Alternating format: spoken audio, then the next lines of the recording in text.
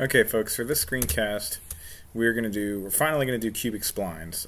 I made a video on linear splines and then quadratic splines, and I got a couple people that were like, Levna Angel, saying, please, can you do it for a cubic spline? Adnan Najum, same thing, please do it for a cubic spline. And I kept saying, this was 4 months ago, this was 2 days ago, I kept getting people, and every time I replied, I just said, I will add it to my to-do list. And I never got around to it.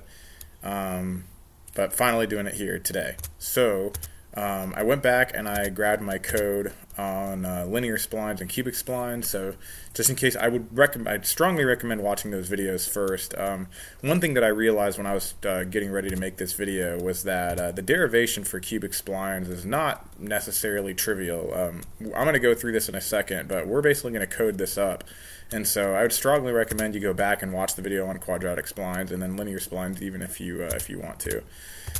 So assuming you've seen that, let's go through the code. So again, sampling x from minus 10 to 10, and then I'm just making a sine wave. It looks like I used to have a random, but that's not there. So I plot the data here, just changing the font size and stuff like that, and then I do linear splines. And the algorithm for linear splines is basically you just do point slope form for every single one, and you just go from there and you plot them. And then I throw a pause in there just to show that just to show it while it's plotting. For quadratic splines, it's a little bit more complicated. This will make more sense when I go over the derivation of the cubic splines, but for now, just understand that this is basically a huge matrix that solves for the coefficients, and at the end of the day, you get all of your coefficients and you throw it in your spline. So again, this is why I said you should watch the video from the other ones. But basically, these blue stars are our sample data points, and every time I hit enter here, it's going to do a linear spline, and then when I come in from here, now it's going to do quadratic spline, sorry, and then it just makes a legend. Okay, so I'm going to go in here and I'm going to delete this pause here, and then by the way, all of my code is uploaded to GitLab, so if you want the code, like, don't freak out, I'll have it at some point, or it'll be posted after I post this video.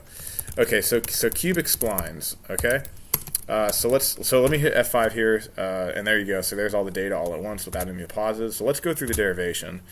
So basically, for cubic splines, what you're doing is, let's say you have these 4 data points: x1, y1, x2, y2, x3, y3. I wonder if I can zoom in here, or maybe I should. Let me just download this.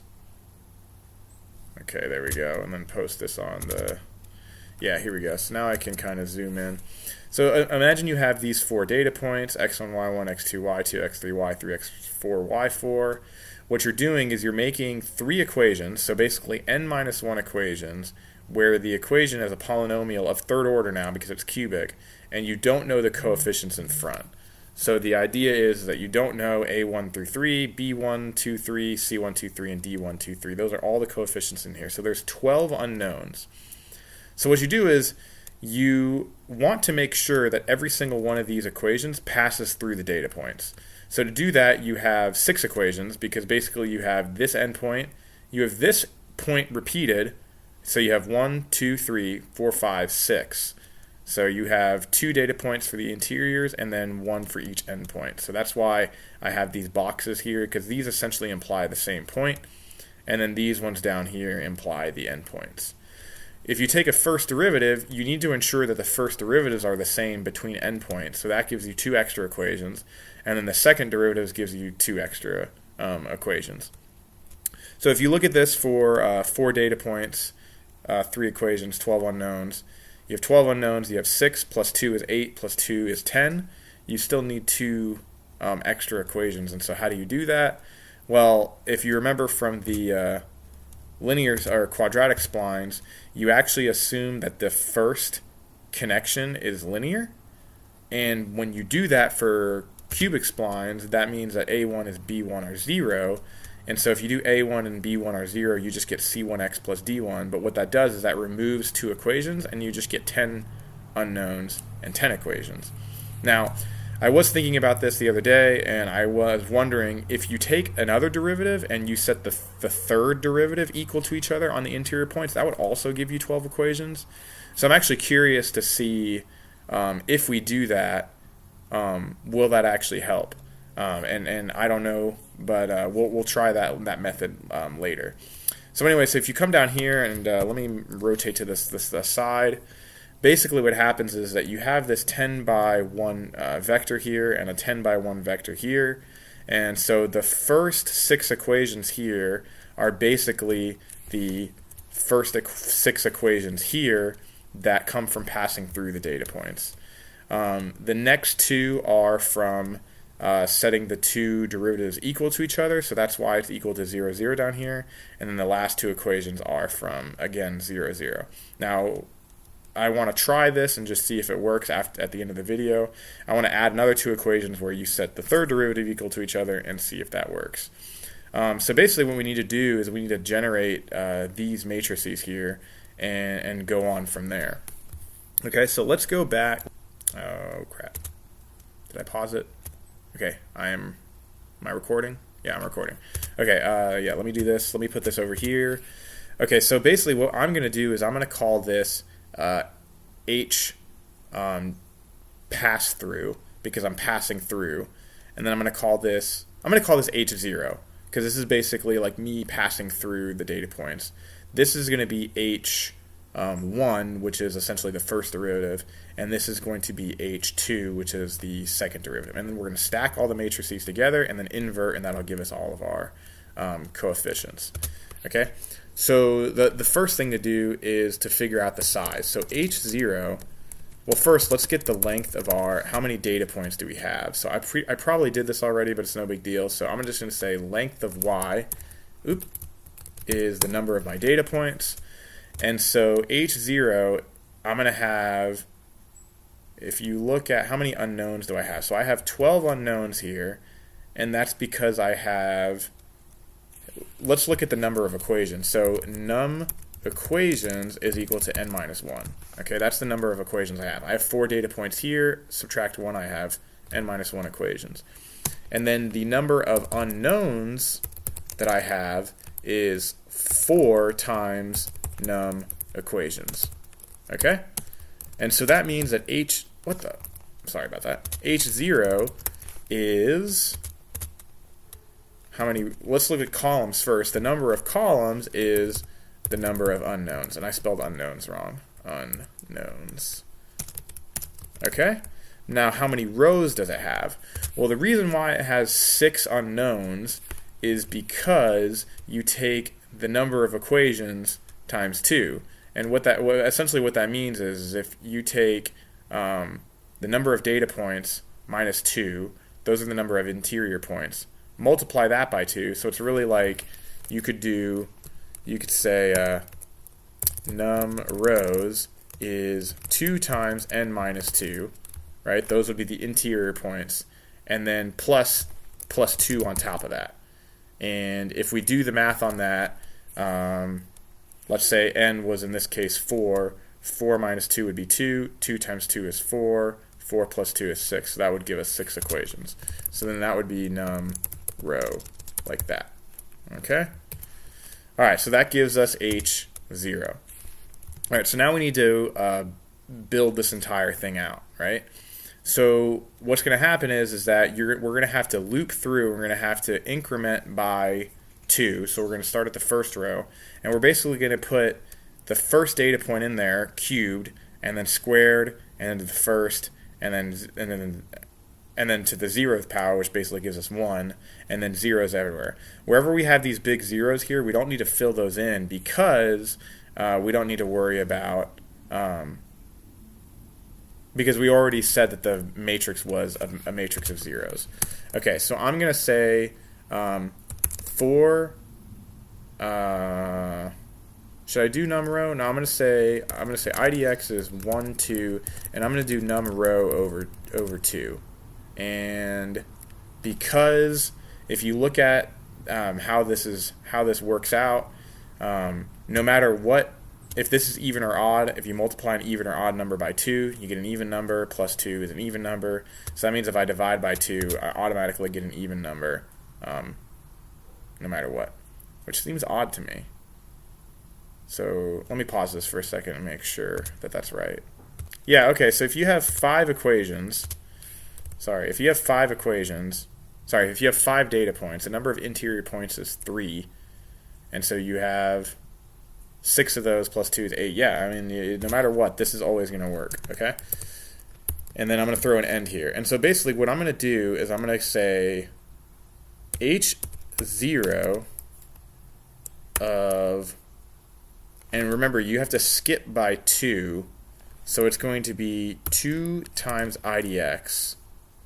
And then I need another for loop because I need to say JDX, and the first time it's going to start at 1, but then after that it's going to be, so the problem with this matrix that I have here is that I numbered it without the first 2 columns because I already said A1 and B1 were 0, but I want to do that later. So what you need here actually is you need a x1 cubed in the first column, and then so that's going to be 1, 2, 3, 4, and then the next column will be 5. So basically it's going to be IDX minus 1 times 4 plus 1. And then that, from there, you're going to increment that same number. So let me make a number called S, and it's going to be IDX minus 1 times 4 plus 1. And then I'm going to say go start at S and go to S plus 4. Okay? And so that will tell me that I need to start at, so I need to do 2 rows at a time. So I need to do first IDX, and then I need IDX plus 1, but that's not going to work either.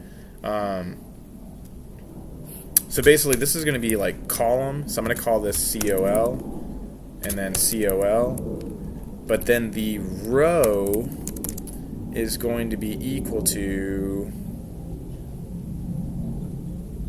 I think it's IDX minus 1 times 2 plus 1. So if this is 1, I get 1. If this was 2, I get the third row. Yeah, that makes sense. Okay, so then I'm going to do row, and then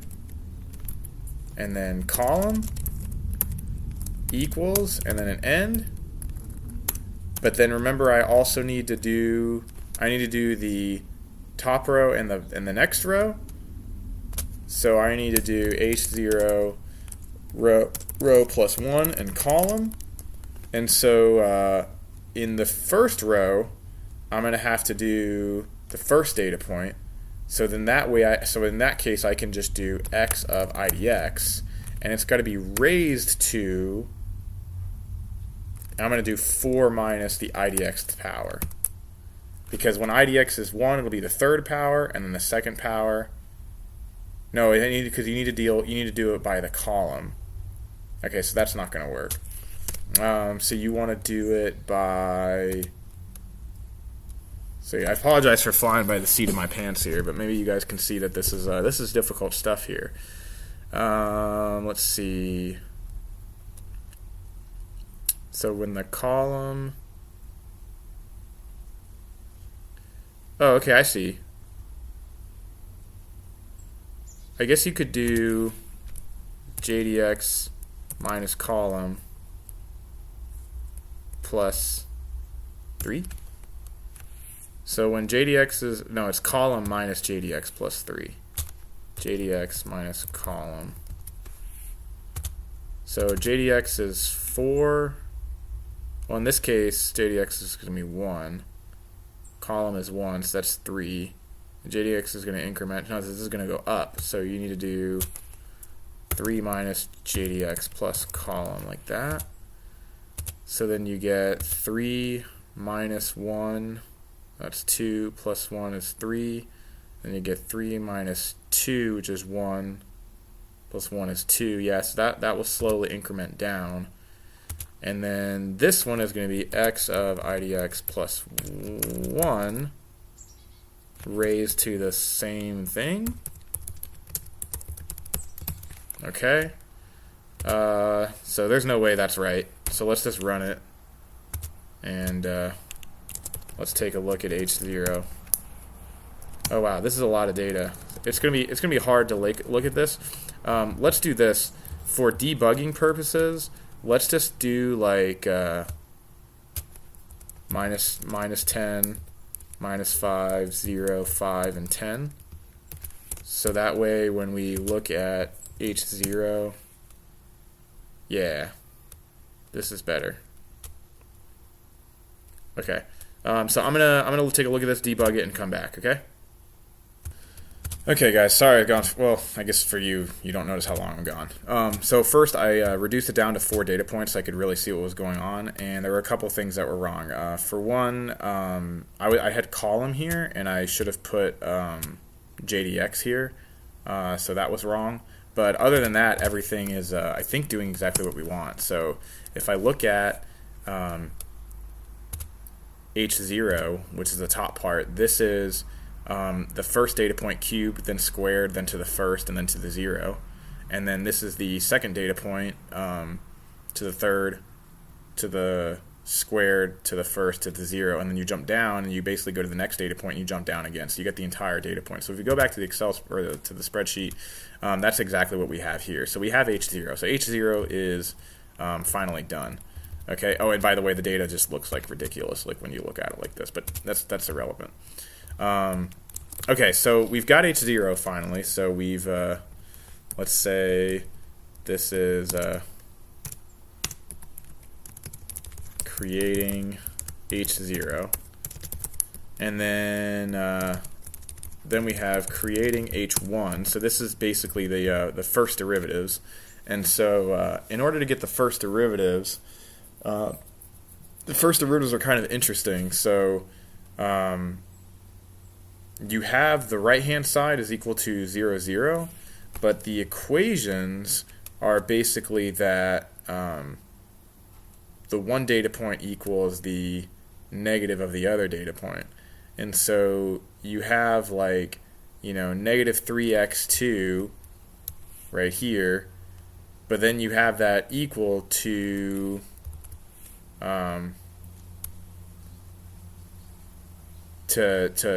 you have negative 3x2 squared on A1, but then you have a negative 3x2 on the A2 term. So that's why this first row is kind of odd, and now I see what's happening. So I'm going to concentrate on this row right here, because you have the one term here, and then the opposite term here, and then you have this term here, and then the opposite term here, and then you have a 1, and then a negative 1, and then a 0 in between them. And so this whole thing sort of shifts down, so on and so forth. So over here there should be a positive 2x1 and then a positive 3x1 squared. So that's how that works. So let's figure out how big H1 is starting. So H1 is zeros. So the number of rows in H0 is the number of interior points. And the number of interior points is just equal to n minus 2. So that's the number of rows. And then the number of columns is just the unknowns again. So that's H1. Okay, so the same thing. So in this case, I can just loop through for IDX equal. I'm going to just do actually, I can just do 1 to n minus 2. I can just do that. So that will be every single row there. So H1 of row IDX, and I feel like I could hard code this.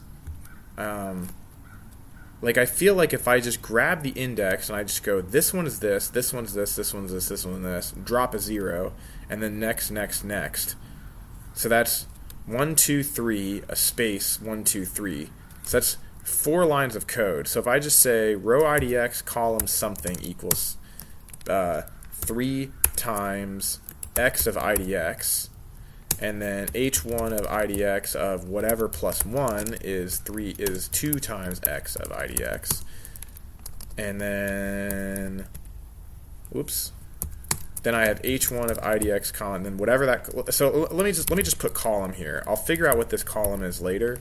but then column plus 2 is a 1 always, and then just for sake of clarity, there's a 0 in between them, and then basically it's all of these over again, except they're all negative, and then it's the next point after. So it is so it's negative, and then it's the next point, like this. Oh, but are we starting at 1? Oh, okay, so this is something that we have to be careful, right? Oh, no, I guess we're fine. Yeah.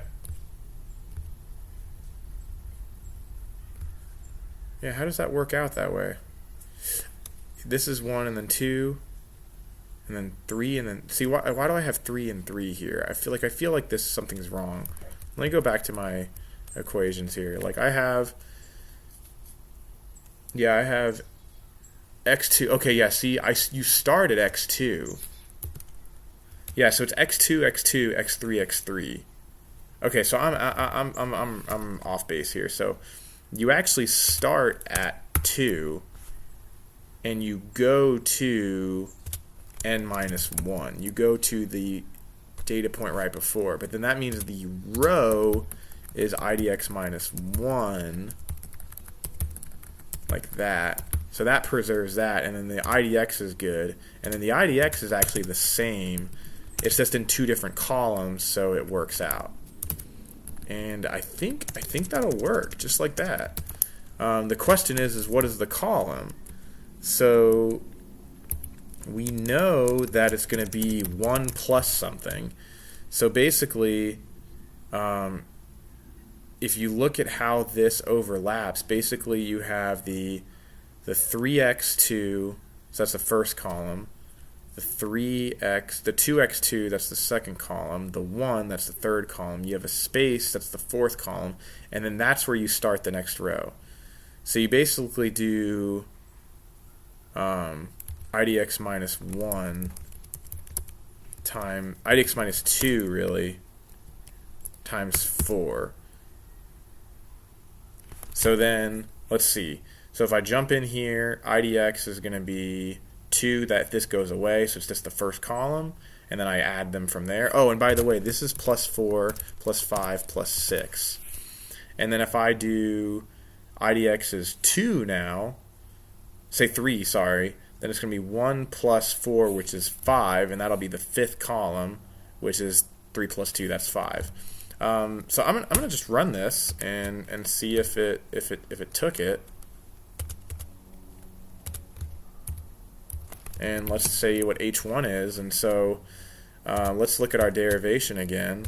So our derivation is 3 times x2, which is 5 times 3 is 15, and then negative 2, and then why are these negatives? That seems odd.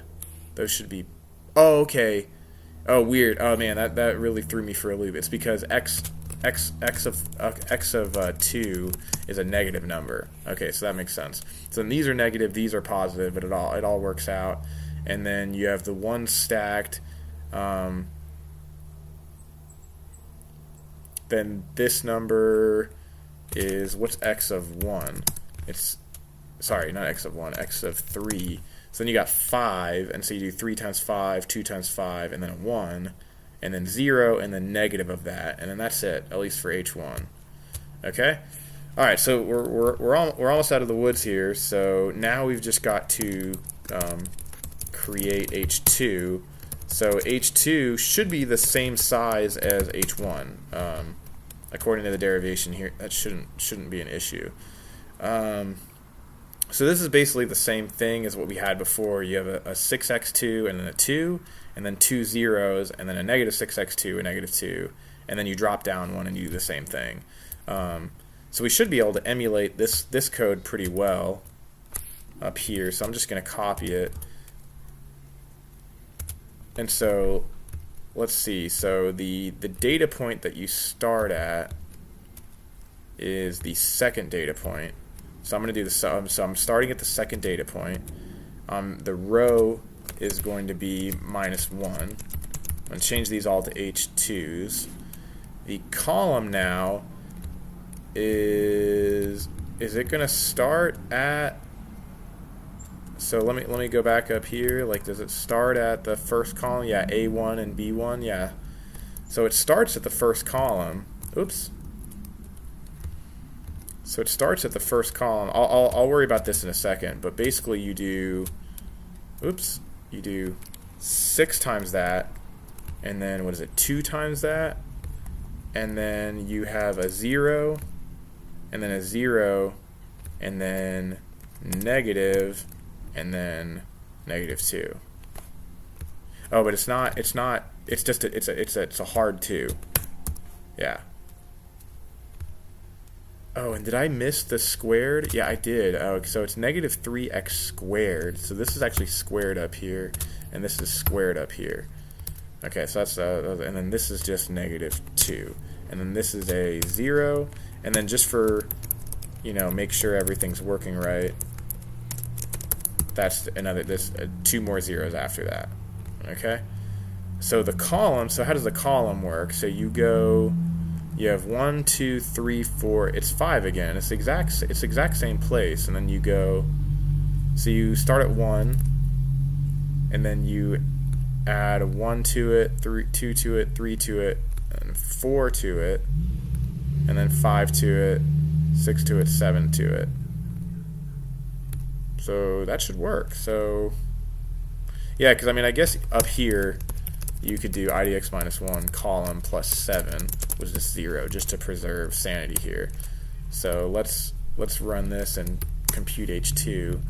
And so if we look at that, we should have a -6x2, and then a 2, and then we should have a 6x2, and then a 2, and then a -6x2, and then a -2, and then you drop below 6x3, 2, and -6x3. That was a very big truck. Sorry about that. And then -6x3, -2. Okay.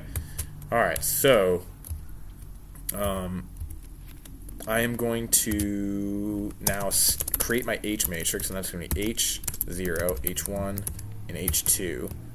And I'm going to run that.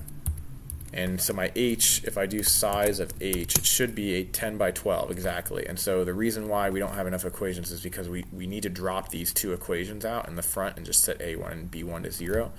So let's do that first, because that's what I was planning on doing. So set A1 and B1 to 0. And so the way to do that is you just say H of all comma 1 to 2. So the first 2 columns are just empty set. And I'm running out of battery. Give me 1 second. Okay, and we have power now. Alright, so if I do that and run it, now my H matrix, if I do size of H, I should get a 10 by 10. And so now what I can do is I can create the Y vector. And, not vector field 2D, just Y vector. And so, how do I write it in here? I call it B. So let me call it big B. Is basic. It's all of my Y coordinates, Y2 through Y1 through Y1 2. Oh no, there's some repeated.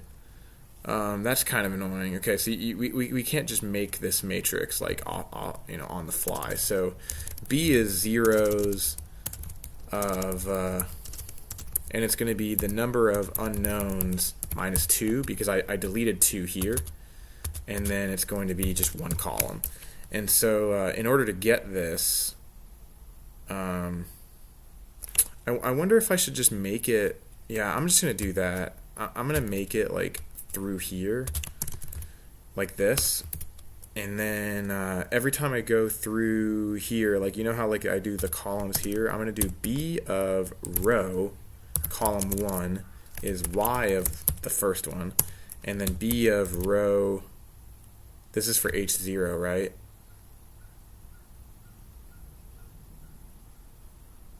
Oh, but how did you, where are the endpoints? Are the endpoints just implied?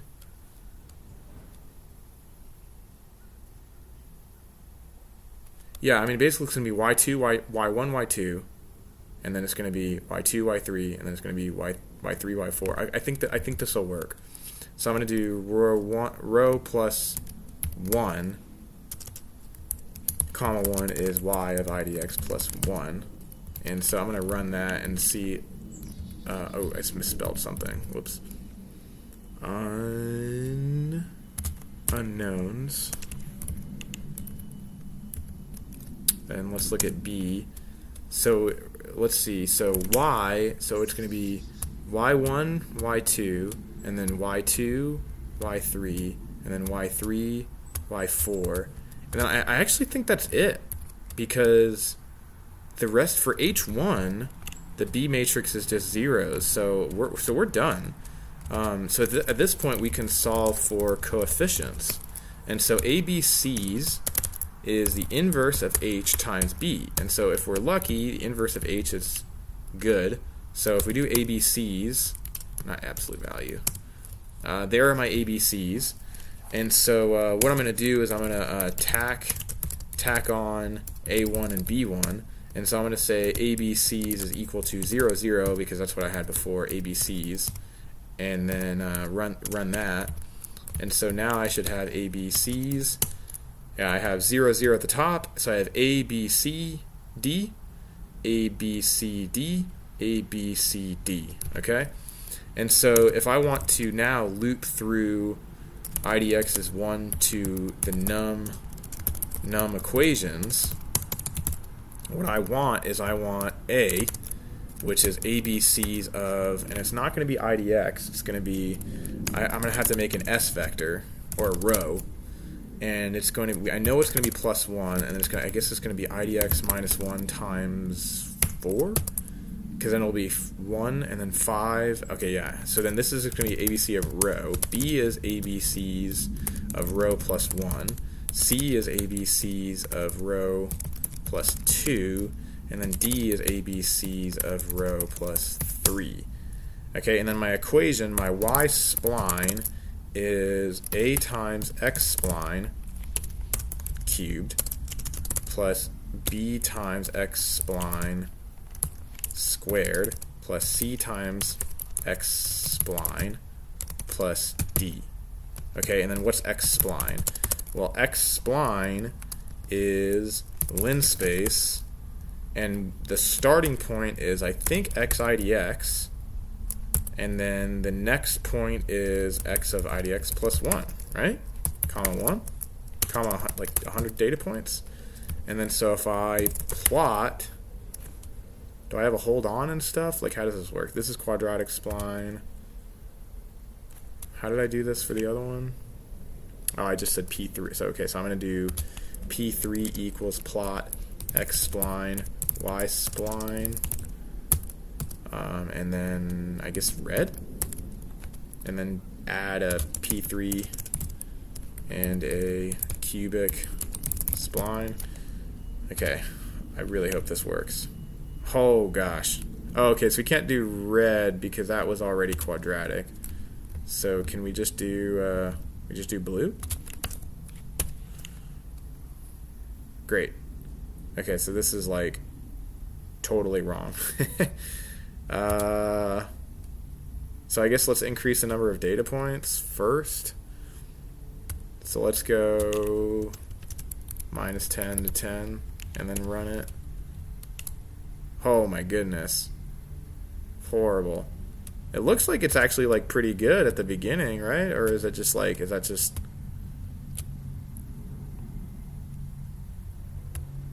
Yeah, that looks pretty awful. It looks linear too. Alright, I'm going to debug this and then come back. Alright? Okay, folks, I got it. This is an absurdly long video. If you post in the comments and you want me to make a shorter video re-explaining this the correct way the first time, go ahead and I'll do it. Let's just go back through this, okay? So I'm going to change this to minus 10, minus 5, and 10. Okay, so let's just recap what's happening here. Wait, did I do the... Oh, sorry. I have repeated points. Okay, so here's my linear spline. quadratic spline and cubic spline, like all working, everything's ready to go. So I have 4 data points, okay?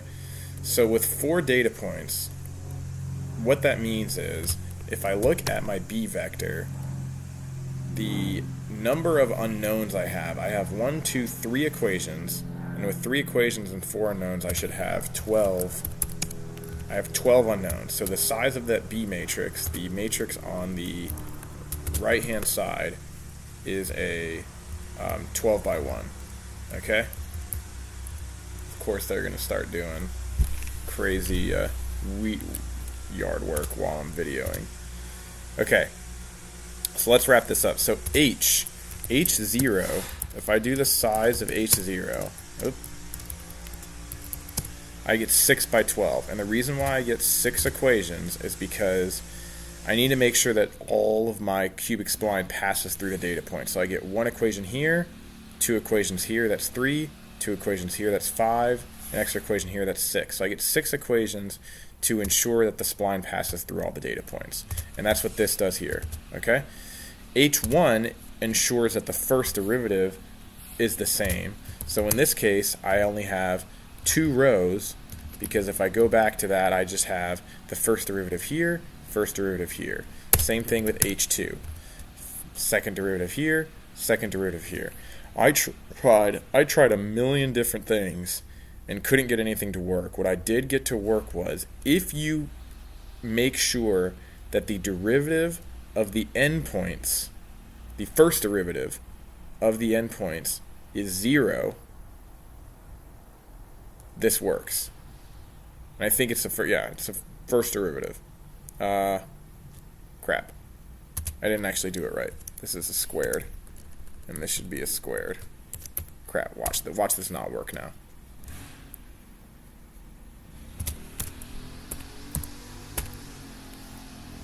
Yeah, everything's fine. Okay? But you could do like the second derivative is equal to 0. You just need 2 extra equations to make sure that your system doesn't like totally blow up. What you could do is you could set your you just need to figure you need to know what the first derivative is. So if you just make the first derivative like 1, I wonder what happens if I go back and I just do the second derivative. I bet you that will work. Why are they doing yard work right now? Seriously? Okay, that actually worked out pretty well. Give me 1 second. Okay, they decided to weed whack, whatever. Anyway, okay, so this is better. So let me say, I'm going to say that the second derivative is 0, okay? I think that works out better, all right? Once you do that, that gives you 2 extra equations to supplement, because before, in the derivation here, I said that A1 and B1 are 0. It turned out that actually didn't work. But going back and setting the first and second derivative to 0, or sorry, the second derivative to 0, that worked. Okay, once I did that, I could solve for the coefficients, loop through here, and so I'm going to pause here and show you what you get when you do minus 10 to 10. And so here's first, I got to put this over here and this here.